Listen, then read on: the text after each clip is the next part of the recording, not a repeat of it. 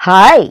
Hello world! Sometimes we need someone to simply be there, not to fix anything or to do anything in particular, but just to let us feel that we are cared for and supported. Feeling cared for and supported in a way that make us feel love is what everyone wants. It's hard for many people to ask for support when they need it because they don't want to feel like a burden or make someone else feel responsible for how they feel, or they may know what is that they actually need in the moment. Sometimes we don't want our feelings to be fixed, we just want them to be understood. Giving someone the gift of your time, attention and understanding and empathy can go a long way to making them feel genuinely loved and cared for. To make someone feel emotionally safe when they feel vulnerable, and then responding with love to them in that moment can create a connection and memory that will treasure for a lifetime. By Joel Clemons. On this post of Anna, she captioned it with 2024, thank you for bringing me back to my real self fully, to the core of myself. I ended all the relationships that were not for me. I understood who I am and why I am here. I learned to live anew in a relationship with myself and everything around me. I rediscover my range of emotions and understood so much what truth means. I strengthened my values and I discovered them anew. I went out of the level of fear and fear in multidimensional. I know where my boundaries are and I decide what happens in my life and who I let into it. And above all, understood what love means, first of all to myself. It was a year of getting out of my comfort zone and my personal, that of my only and only courage. Every situation that has taken place this year has been a blessing. I am proud of who I have become and I look forward to exploring further dimension. On this story of Anna, it said that, for those who are waiting, my answer to Mornings with Ama will show up tomorrow's evening. Wiecie, że tak bardzo lubię koty, że nawet kupiłam sobie mikrofon, który jest kotem. To teraz już wiecie.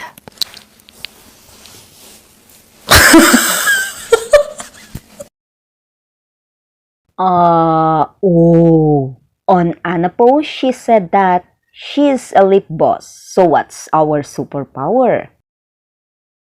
I'll go with Anna too, cause I love to explore on my lips, painting the dark color on it. Do you remember, guys, Ruben Roque, the founder of Ruben Roque Jewels? This is a gift from him for Simone, as he said, gold, diamonds, and emeralds for my friend. Wow, so precious! This is good. Come on, guys, let's join Simone on his workout. On this story of Michele with the background music of Radiohead, a song Creep is about the complex emotion of the large equated love, low self-esteem, and the struggle to accept oneself.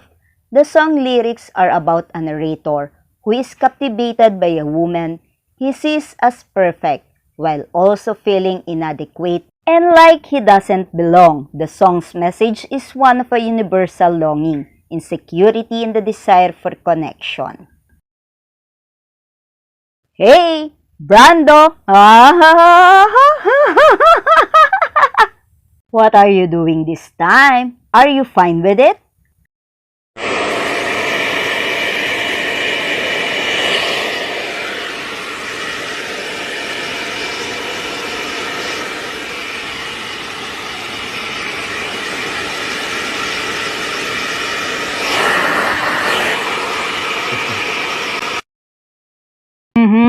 Oh, Brando, are you satisfied with the result? Yay! Yahoo! I'm so happy for Michele, Marcus, and Brando as they are all experiencing to have their treasure precious moments to ride on a private plane. Do you have any guess now, guys, to where they are heading all to? In one of the Hungarian fan page of Micheles saying that they are heading to Hungary, based in here that ferry airport is in Hungary. We will wait and see if they will take their New Year's Eve on this country. Let's all watch on how they all enjoy their travel time on their private plane.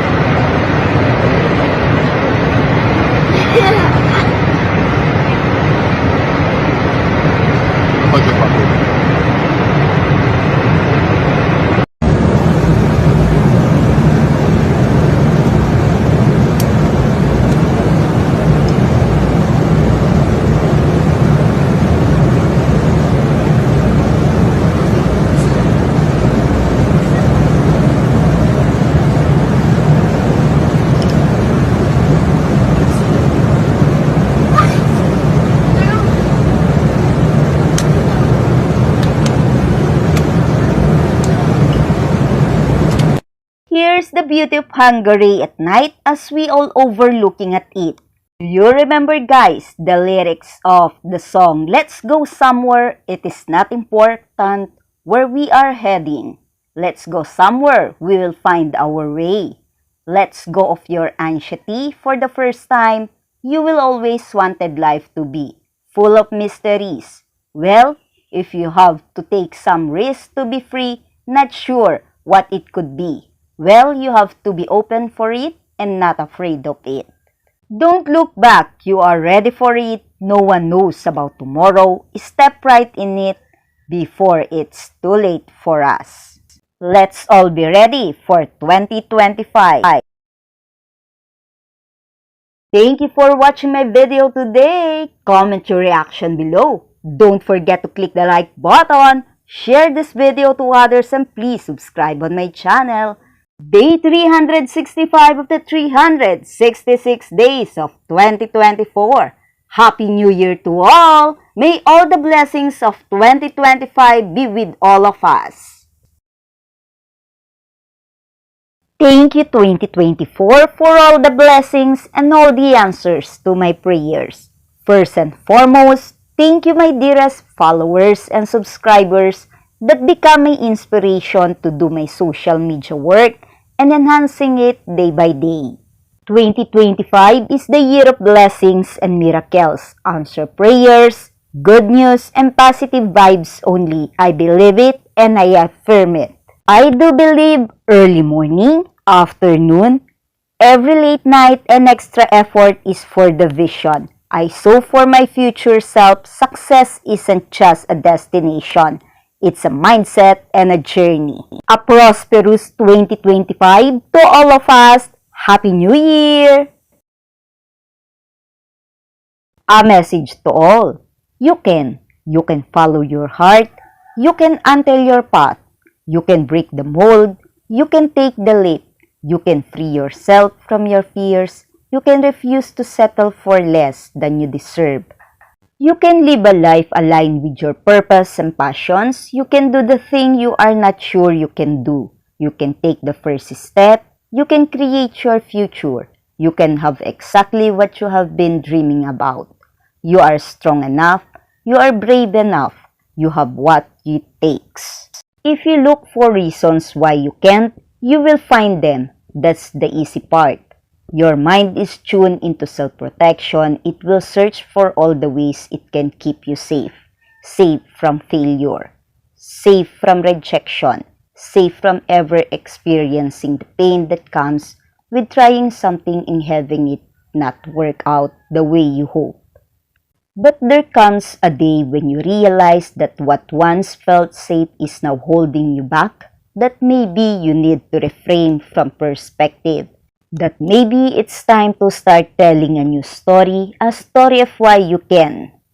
Your power is in your perspective. It is in the story you tell, in the thoughts you focus on, and all that matters, all that has ever mattered is what you choose to believe.